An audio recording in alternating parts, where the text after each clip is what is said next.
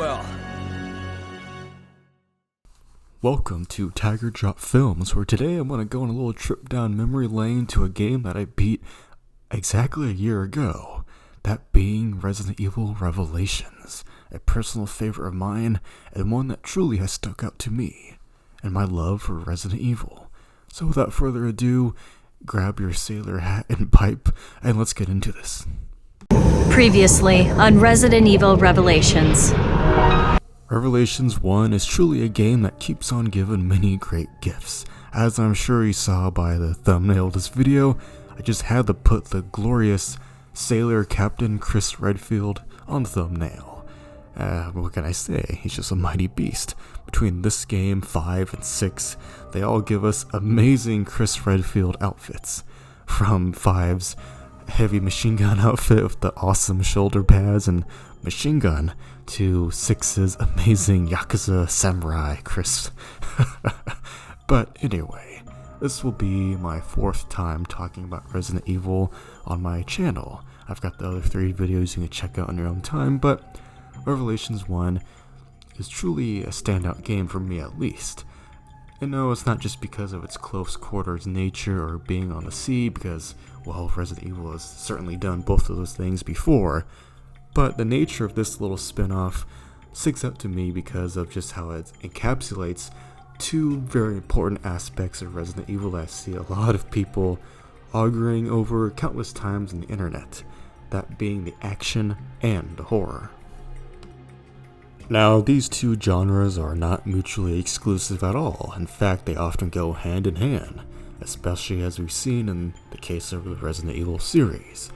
But let's take a step back and look at the year that Revelations released, that being 2012, which was arguably the biggest year for the franchise up to that point, which saw the release of Revelations 1, Resident Evil 6, then on the animated feature side we got Damnation, and then we got the 5th live-action Anderson film, that being Retribution.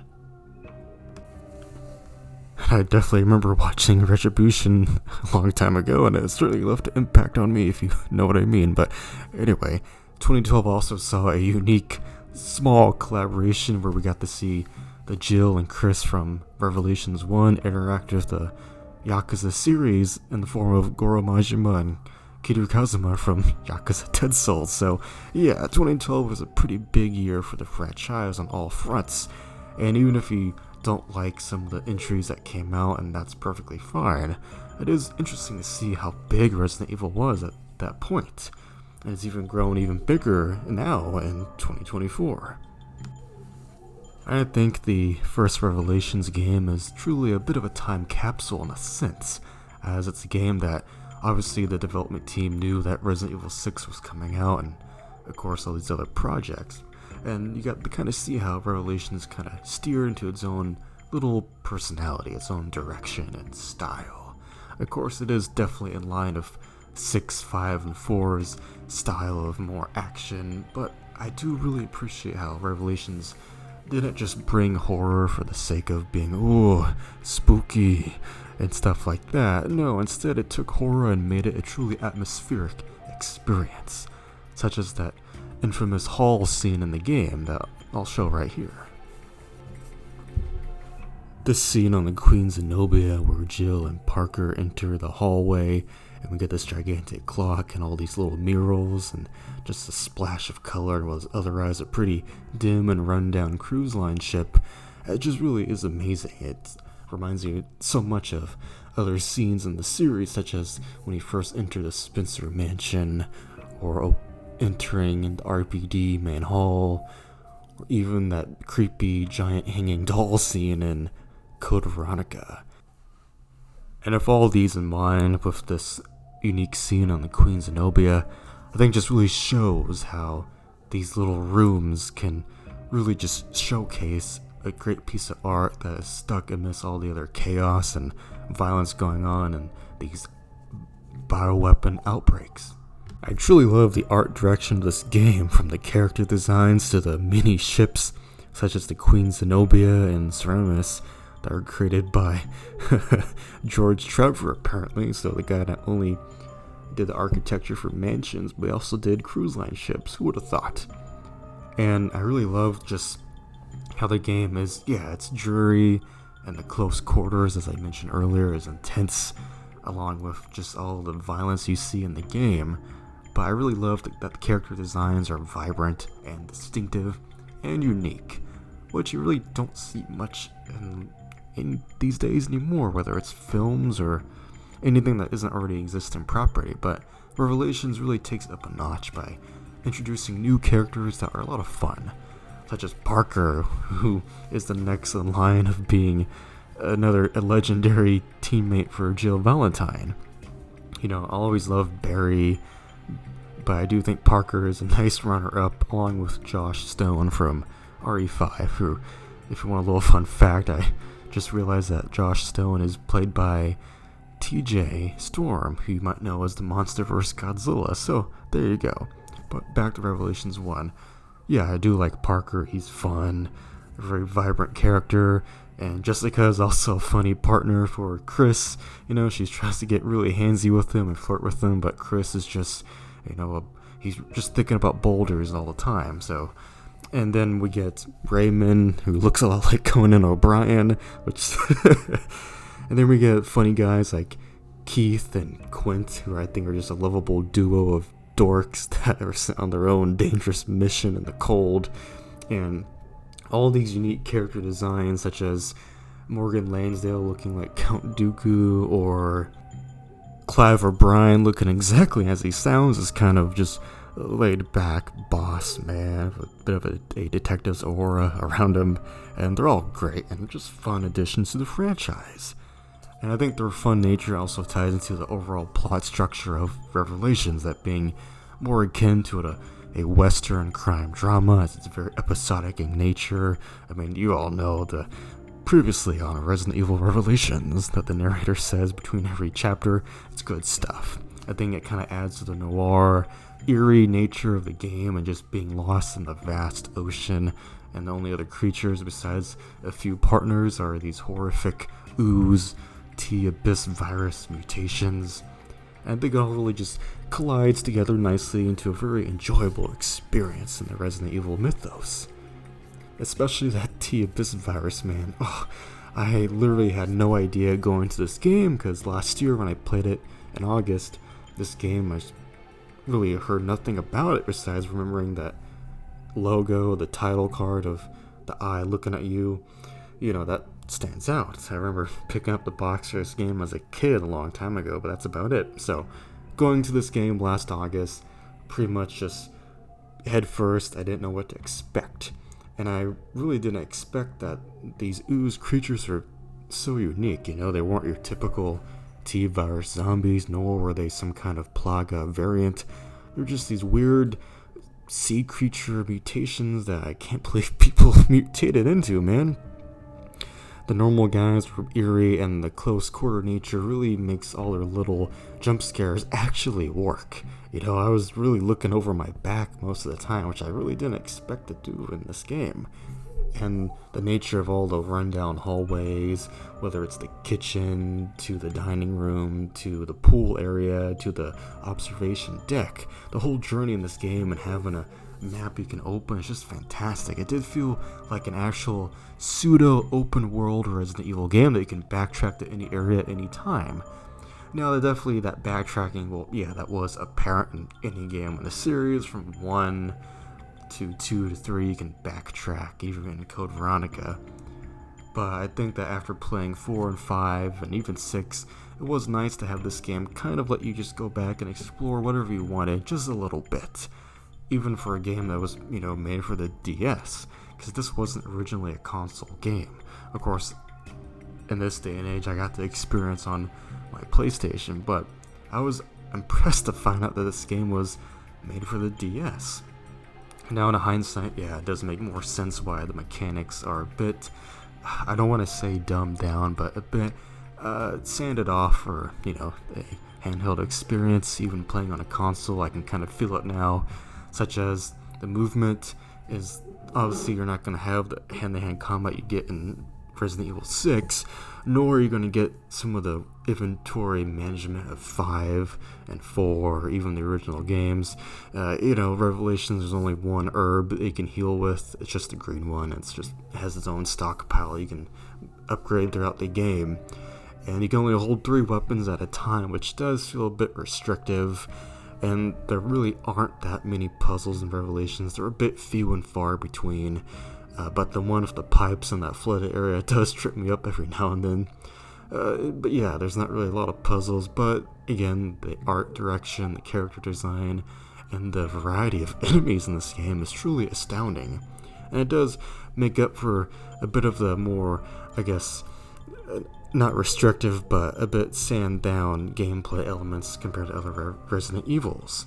But I do appreciate that they try to go back to being a bit of a more claustrophobic experience. With weapons, you can only hold 3 at a time, and I do think that this game really excels in atmosphere, and the music is just amazing. Yeah, I will be playing a few of my favorite themes throughout the background of this video, but some of my favorites include the theme when you enter that big, expansive hallway area I talked about earlier with the giant clock. Another favorite of mine is a trace of Riddles.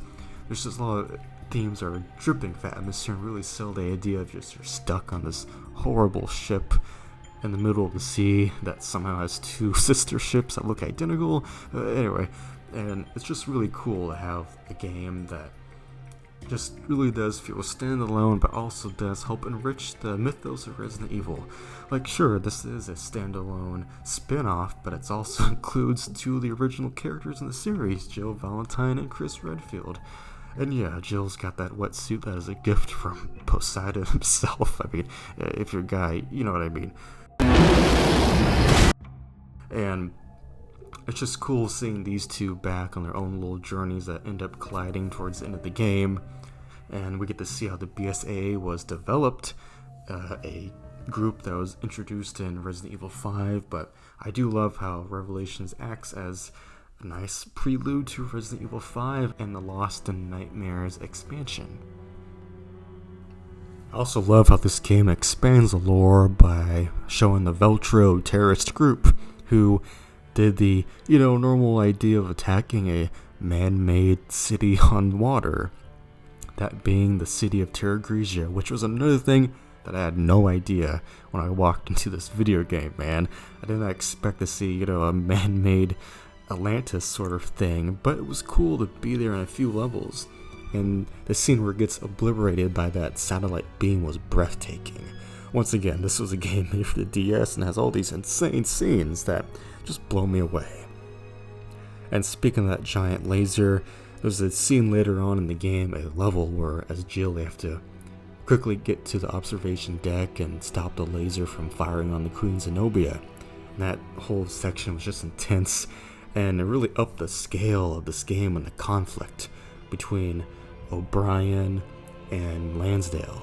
And I really like that. Previous video of mine, I talked more about Lansdale and my what makes Resident Evil villains so threatening video that you should check out if you want to. But I really like the whole villain dynamic in this game where the game ends with Chris and Jill battling the gigantic Malakota parasite whale thing, where of course after fighting it you do get to use a special rocket launcher to take it out. Mwah, poetry.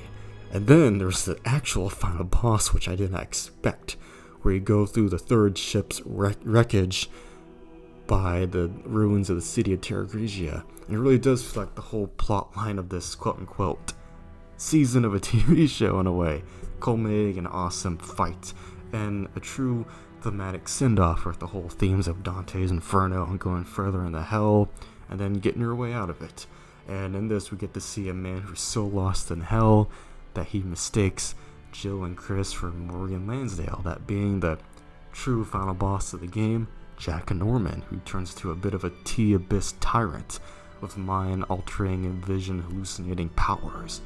And just, when I talk about Resident Evil Revelations truly blending the action and the horror and all the things you could really want from Resident Evil, well, the cherry on top is making up for what Resident Evil 5 didn't really provide for most fans, and that being a true team-up between Chris and Jill against the final boss, and Revelations definitely delivers in that. Sure, it may not be co-op and you can only actually play as Jill in the fight, but still, for me it was hype, including the boss theme which just blares in your ears and truly just makes this a memorable fight and a great send-off to the game, especially after fighting that giant kaiju creature. So I've talked about the atmosphere, music, character design, the story, and the enemies, and I even talked about that giant laser, but the thing about this game that truly makes it terrifying for me, even in the grand scheme of the franchise, is the titular T-Abyss virus. Since while Lansdale and Veltro had a falling out, Lansdale still wanted to pollute the ocean with the T-Abyss virus. He even has a whole villain speech monologue when Chris and Jill are in the laboratory where he mocks them and looks down on them and, does a whole villain thing. But man, is that not terrifying if the T-Abyss virus really got in the ocean? Being a nerd and liking fiction is one thing, but it's also, in this day and age where we've been through a pandemic and we've seen like AI and robots start to be created, you start to think, man, some of this fiction stuff should stay fiction, you know what I mean?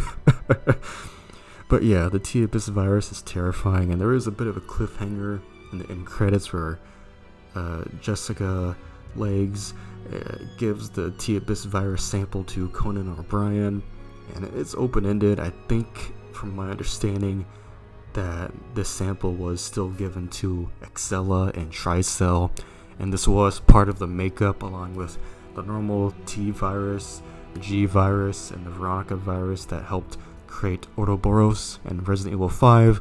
I could be wrong on that, but that's at least my takeaway.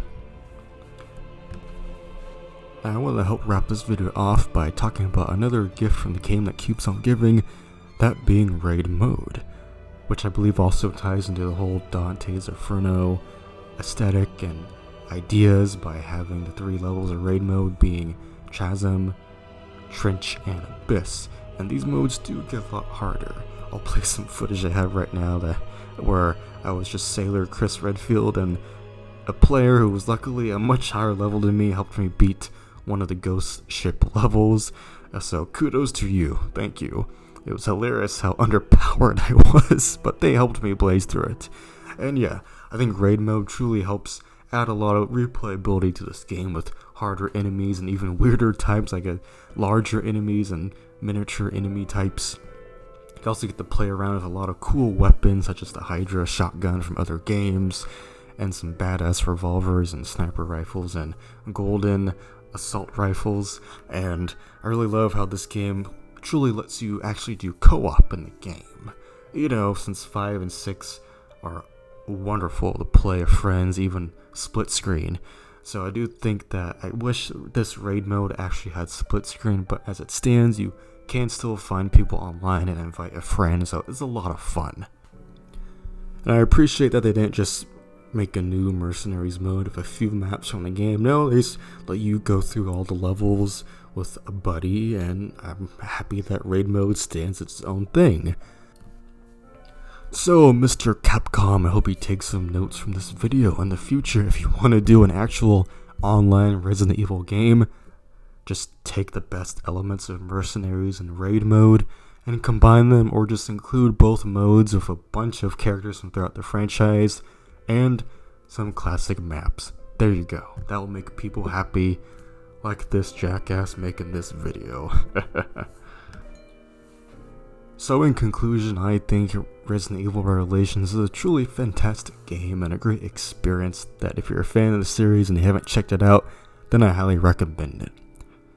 It's got fun characters, a great soundtrack, a cool plot structure, some amazing new characters that are fun, lively, and I'm glad that they're just fun to enjoy. They're not too super serious, but they still have a lot of emotional weight behind them. Like I said earlier, I think Parker, Raymond, Jessica, Keith, and Quint, they all need to come back, because I truly fell in love with them. The game also has incredible enemy variety, in the form of the T-Abyss virus spawning not only weird mutations, but gigantic sea creatures that are malformed and really pack a punch. From weird sea urchins to swimming sections of aquatic creatures to even some kind of organic chainsaw enemy, because Resident Evil can't let go of chainsaw enemies, in addition to its own form of the tyrant, and they even brought back hunters with a new invisible variant. So with all this in mind, I think Revelations truly is an experience that you have to see for yourself. And even if you may have been spoiled a little bit from this video, playing it yourself is always something that only you can experience. And when it comes to my favorite games in the series, yeah, I think Revelations 1 definitely ranks up there, and I can't wait to check out Revelations 2. As it stands, and as I've kind of mentioned in my previous RE videos, I really love the original remake of the first game from 2002. That's one of my favorites alongside Resident Evil 6. So I do think that Revelations fits in there nicely as a bit of a bridge between those two styles of the series. So, I've been Tiger Drop Films. Thank you so much for watching. I greatly appreciate it. Be sure to let me know in the comments what you think about this game. And if you feel inclined, please like and subscribe. I would greatly love it. So, thank you so much for watching, and I'll see you in the next one. Stay tuned. He's turning guppies into jaws! Shh, quiet. It's freezing. Jackass here. We arrived at Valkoinen Mock Airport. This is Forkball. Good job.